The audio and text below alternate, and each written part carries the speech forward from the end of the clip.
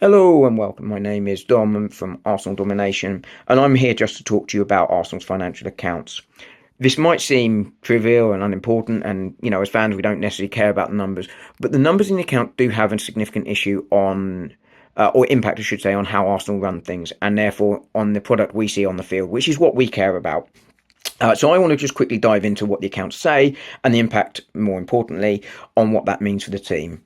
So let's quickly have a look at this because the accounts will impact the financial fair play rules or PSR regulations, which are important. We've seen in recent years Forest and Everton be fined for failure to comply, and just this season we've seen clubs like Chelsea have to sell Conor Gallagher or Aston Villa have to sell Duran to help comply with the regulations to ensure that they are not met with punishments, either point deductions or transfer bans and the like, which obviously will negatively impact any club.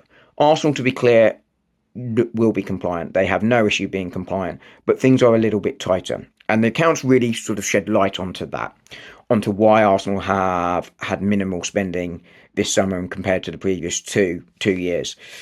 So the accounts, as I say, the most important number, but not necessarily the one people are looking at, is the profit. Arsenal made a loss last year of £17.7 million. Now, that was much less of a loss than they had in the previous year, where they made a loss of £52.1 million. So that is good, but it was their fifth consecutive year of losses. The window that really matters for losses is 3 years because that's what the financial regulations rules look over.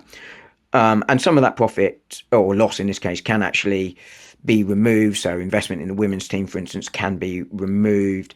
Transfers in terms of expenditure can be run out over a longer period of time. The length of the contract is why Chelsea, infamously in the last few years, have given 8-year contracts to spread the payments out. Those rules have been tightened since.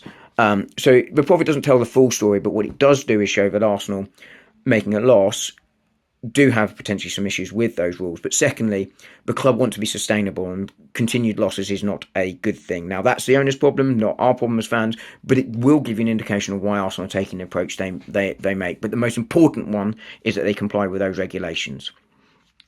So why did they make a loss when revenue was up, which is the number that everyone is fixating on? Revenue significantly up. It was up to £616 million.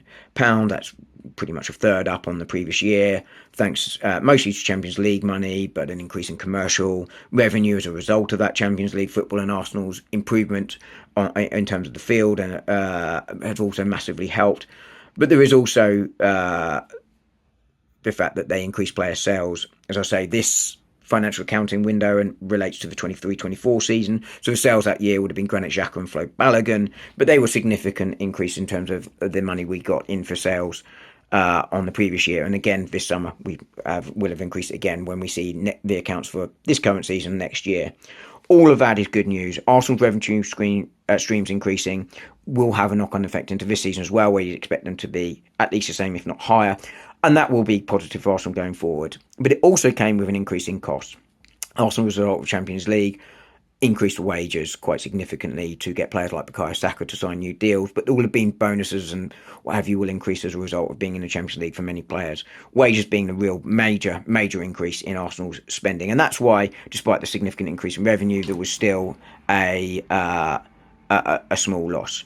Also, the cost of the loans have also increased. Arsenal mostly owe loans to the owners who took on those loans because then they could reduce the interest payments Arsenal were due, but interest rates have increased significantly, and that will not have helped Arsenal.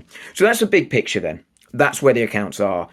Revenue up, costs up, profit, the losses were less than they had previously been, but still a loss. Arsenal, therefore, compliant with the rules because of the exemptions and the way it all works, but much, much tighter. And Arsenal, in fairness, told us that in the summer. They said that this year's spending would be floor raisers, not ceiling raisers. And we've seen that. Now, I don't think that means they couldn't have spent anything. I calculated they had about £50 million to spend in January. They chose not to do that, and I think that was a big mistake. But what it does mean is that it does demonstrate that Arsenal weren't in a position to go out and get an Isak or a Gyökeres, which has been widely reported. But here's why, and here's the numbers that sort of show that was the case. But what does it mean going forward? because Arsenal have missed an opportunity this year to increase to invest in the side as much as they could have done, and I think that was a mistake. And I think many people agree with that. But that revenue increase that I talked about and that reduction in losses, coupled with a year where spending has been significantly less than it has been in the previous 2 years, coupled with the fact that one of those big lost years will fall off when we next look at the PSR regulations for this current season next year, means that Arsenal are in a position, I think, in summer 2025 to spend significantly if they want to. And I think that is going to increase the pressure on the board and the new sporting director to go and have a big, big summer to put to bed the disappointment of this season.